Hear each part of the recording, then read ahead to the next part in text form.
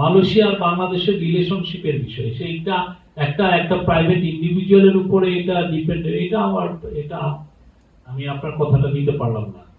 আমরা মালয়েশিয়ার সাথে আমাদের সম্পর্ক ভালো, মালয়েশিয়া বাংলাদেশের থেকে প্রচুর শ্রমিক নিয়েছেন এবং আমরা আশা করছি সামনে মালয়েশিয়া আরো বাংলাদেশের থেকে শ্রমিক নেবেন এবং এর ফলে আমাদের যে এবং আমরা এখন যেটা এমফাসিস দিচ্ছি যাতে আমাদের বাংলাদেশ থেকে আরো স্কিল লেবার নেন এবং যারা বাংলাদেশের হয়ে ওইখানে বাংলাদেশ থেকে মালয়েশিয়ান ইউনিভার্সিটি গুলোতে পড়ালেখা করেন তারাও যেন ওইখানে ওয়ার্ক অপরচুনিটি পান, সেই বিষয়গুলো আমরা চেষ্টা করছি।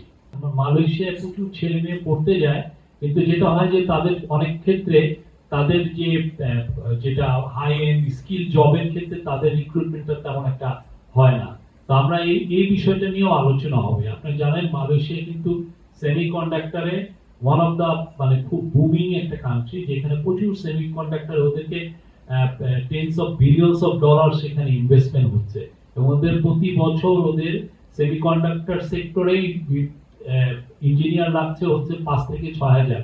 তো আমরা যদি আমাদের এখান থেকে যারা ওইখানে পড়তে যাচ্ছেন তারা যদি গ্রাজুয়েশন করে ওইখানে এই চাকরিগুলো পেতে পারেন, সেই বিষয়টা নিয়েও আলাপ হবে এবং বাংলাদেশে কিভাবে আমরা স্কিল লেবার ওইখানে পাঠাতে পারি। মালয়েশিয়ার যেগুলো এই যে সেমিকন্ডাক্টর সহ যেগুলো high skill labour intensive, high skill যেগুলো লেবার লাগে, সেই ওয়ার্কার লাগে সেই সমস্ত সেক্টরে যারা চিফ এক্সিকিউটিভ তাদের সাথে ওনার কথা হবে এবং ওইখানে মালয়েশিয়ায় 13 তারিখে একটা বিজনেস কনফারেন্সে উনি ওইখানে বক্তৃতা করবেন, 12 তারিখে সরি, আর 13 তারিখে উনাকে একটা মালয়েশিয়ার যেটা ন্যাশনাল ইউনিভার্সিটি কেবাংসাং মালয়েশিয়া তার তরফ থেকে স্যারকে একটা অনারারি ডিগ্রি দেওয়া হবে এবং ওই অনুষ্ঠানে আমরা আশা করছি আনোয়ার ইব্রাহিম মালয়েশিয়ার যিনি প্রাইম মিনিস্টার উনি থাকবেন এবং মালয়েশিয়ার একজন সুলতান, আপনি জানেন মালয়েশিয়ার যে সুলতান যিনি কিং হন এটা একটা রোটেশন বেসিসে হয়,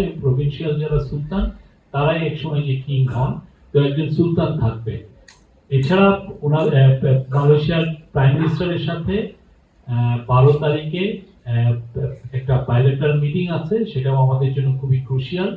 আমরা আশা করছি মালয়েশিয়ার সাথে যে আমাদের সুসম্পর্ক আছে সেটা একটা নতুন উচ্চতায় অধিষ্ঠ হবে, এইটা আমাদের জন্য খুবই ইম্পর্টেন্ট এবং সামনে আমরা মনে করছি যে এবং ওইখানে আমাদের আনঅফিসিয়াল হিসাবে প্রায় 15 লক্ষ বাংলাদেশি থাকেন, তাদের পাসপোর্টের কিছু সমস্যা হয়।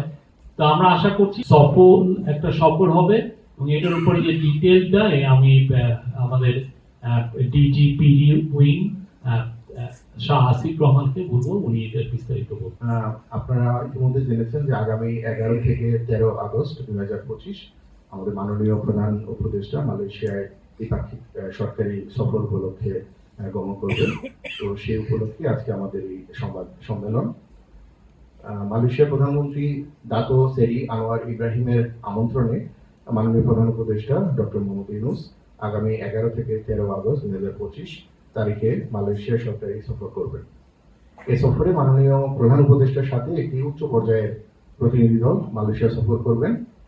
উক্ত প্রতিনিধি দলে মাননীয় পররাষ্ট্র উপদেষ্টা, প্রবাসী কল্যাণ ও বৈদেশিক কর্মসংস্থান বিষয়ক উপদেষ্টা,